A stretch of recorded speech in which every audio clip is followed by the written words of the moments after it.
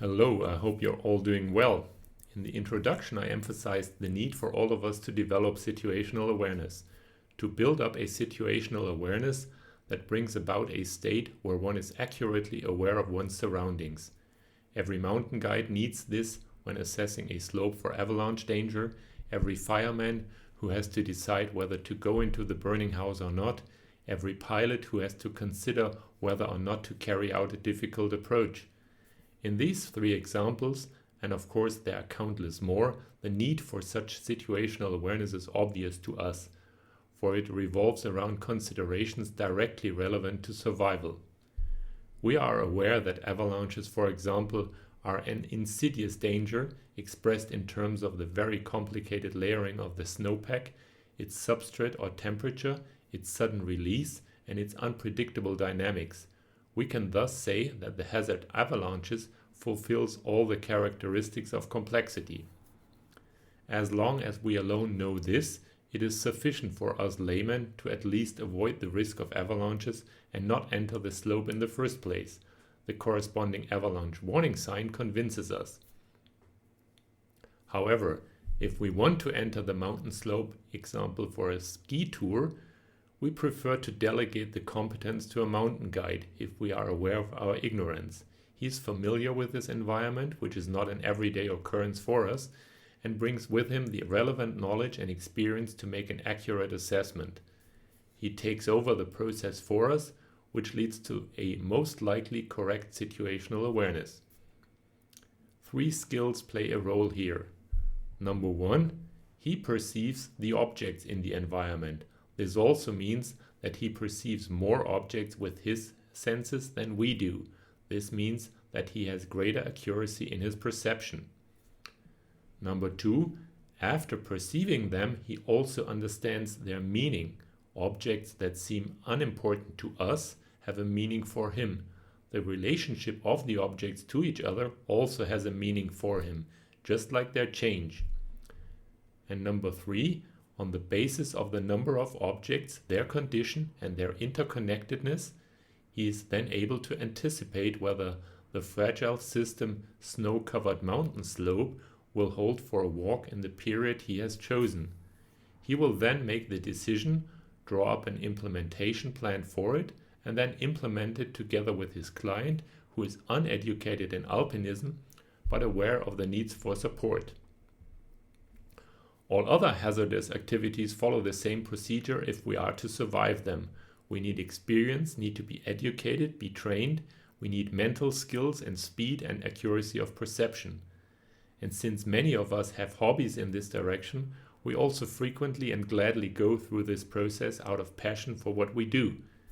In this respect, we can almost throw a spanner in the works when it comes to the topic of coping with complexity in dynamic, visibly dangerous situations. Most of us intuitively feel that it is necessary to go to work here with sharpened senses, and often we practice our dangerous hobby precisely because it demands all our senses. It makes us feel life. But what does it look like when it comes to having more situational awareness even in far less dynamic or less obviously dangerous situations? In other words, to look at the environment which we have so far perceived as a place of stability and routine, perhaps with completely different eyes. As I said in my second episode, in view of what we are currently facing, the consequences of dealing with the pandemic or the events surrounding the conflict in Ukraine, we must consider this, even if it is not pretty, as we begin to replace previous certainties in our lives with a measure of doubt. Doubts where we cannot currently assess whether the end result will actually make us feel better. On the other hand, our fundamental assessment of the current situation as an acute threat can motivate us to do so. This would put us at the same motivational point as the mountain guide in his assessment of the avalanche slope. A potentially life-threatening situation makes him perceive and evaluate it more intensely and orient his actions accordingly. We thus operate with sharpened perception when we are aware of a danger due to its dynamics. For example, riding a motorbike, or because we expect it due to its obvious unfamiliarity to us. It is more difficult to work with such perception for situational awareness in the presence of familiar everyday life, because here we do not immediately experience the threat situation.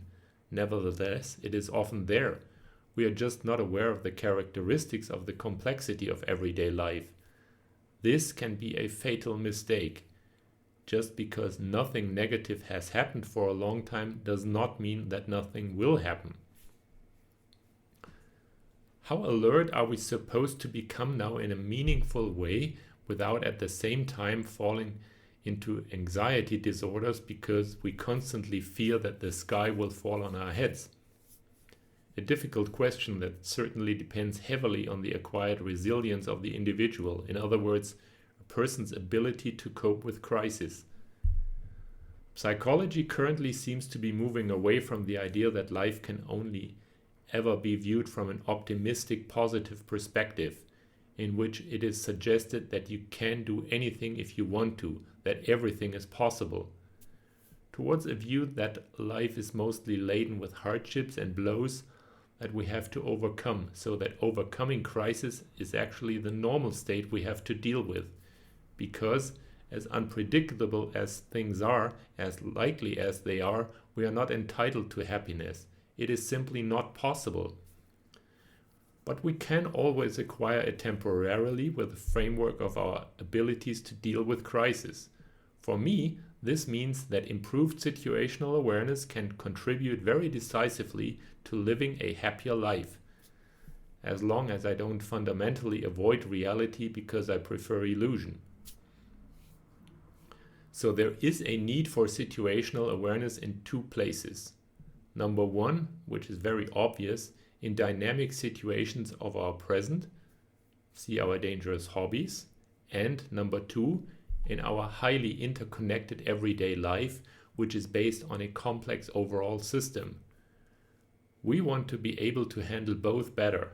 Next time we will take a look at one such system as an example, which essentially determines our everyday life. Thank you for listening. See you next time.